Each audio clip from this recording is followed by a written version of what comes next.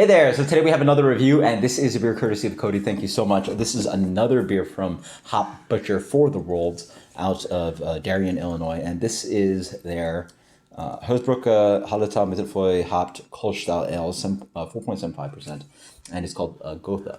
So that is actually a philosopher writer. Wait, before you crack it. Again, like the can.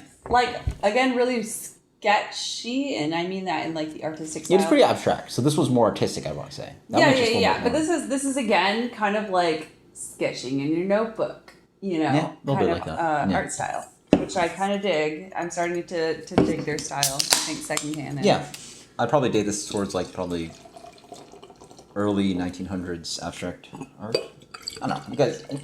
I like art sometimes. I used to be a little bit of an art geek, but you guys post in comments a little bit below if you are an art geek. But anyway, let's dig into the beer. and you guys can post in comments below if you guys know a little bit more about Goethe. I'm not a literary person, so the beer comes in a kind of golden medium haze. Yeah, like a really nice kind of like a medium gold color, nice kind of like sunset orange kind of thing going on. I would describe it as cartoon gold coin. Yeah. On the nose, yeah. You smell that very distinct kind of Pilsner malt on that rich. Yeah. It is dense and grainy. Skunk farty. No, that's how I perceive it. Yeah. Okay. So anyway, it's like mill grains. It has a nice richness to it. It's quite kind of like almost like a light kind of toast to it. A little bit of spicy note to it. Yeah. I get white bread crust, cracker. Yeah, but full in grain though, like grainy bread instead of like Wonder Bread. Maybe like a little bit of like an aged lemon type smell. Smells quite nice though. I like it. Yeah. It's not terrible. Yeah, if anything, it smells straight Pilsner to me, so it almost goes in the realm. Pilsner malt, so it goes in the realm of like sound of like Helles. Fingers crossed if this is something I enjoy. I think Helles, but it's a crusher. Yeah, it's a crusher. This is a craft crusher. I would argue that's in the line of kind of craft lager, craft Pilsner. Right up front, I will say that I noticed like quick burst of hops.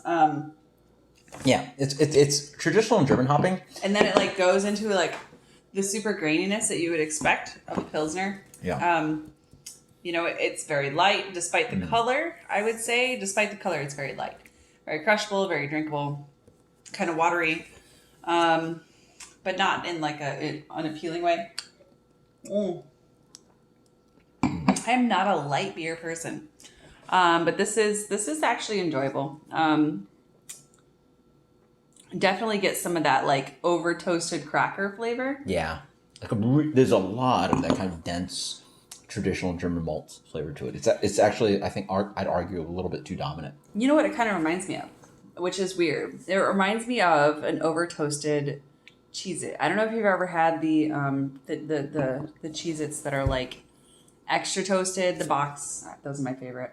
That's kind of what it reminds me of. It's almost like a sharp cheddar thing going on here, which is weird. In range of flavor, this is very German, traditional German hopping, traditional German malts in this one.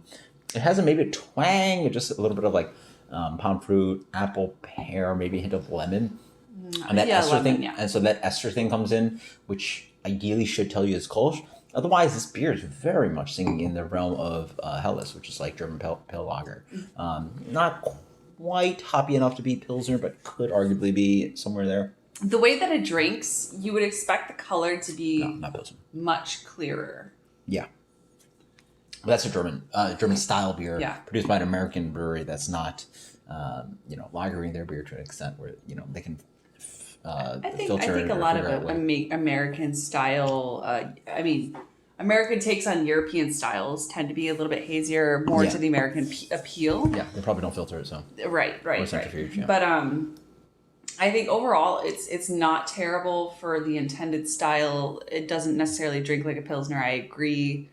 Kolsch I have very, very little experience on. Very hard to find Kolsch in America. So. Yeah. So traditional Kolsch, at least. I'm like spilling all over myself. But. I think this is pretty good. This is not one that I personally would revisit. Again, I think this is like one of those ones that were like one and done for me. Is Sure. not because it's like high in alcohol or too much flavor or too much intensity. It's just simply just not interesting enough for me. You know, I'm one of those people that I tend to go for those beers that like are really out there, really wild, and you know, unique flavor, unique style, things like that.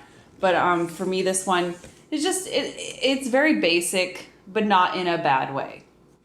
So I guess rating? that's the best way to put it. My rating overall, I can't give this a bad rating because it's not bad. Yeah.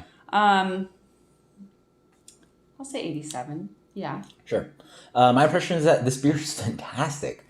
This is in the range of craft lager. Obviously, it's Kolsch, but you know, I think that Kolsch is a pretty hard beer to really pin down, especially if you've been to Cologne and had the ranges of beers that are quote unquote Kolsch. There's a wide range of beers and flavors within that style.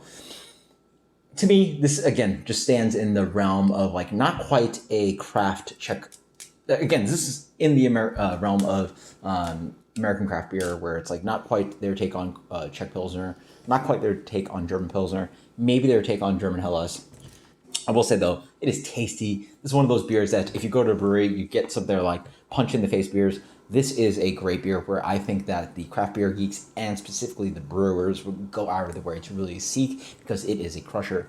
I wish I had more of this. You could just crush this beer. It is tasty. It has a nice complexity of the malt. It has traditional hopping to it. It has full flavor, but also is one of those really drinkable beers. Whatever they label it as, it is their crusher. Crush, 94, Not guys. to interrupt too much, but their tasting notes describes it as dried citrus peel, cereal honey, Yes. and green herbs. Yep. So I think. Pretty And by amazing. the way, shout out to Dan Gerzeka.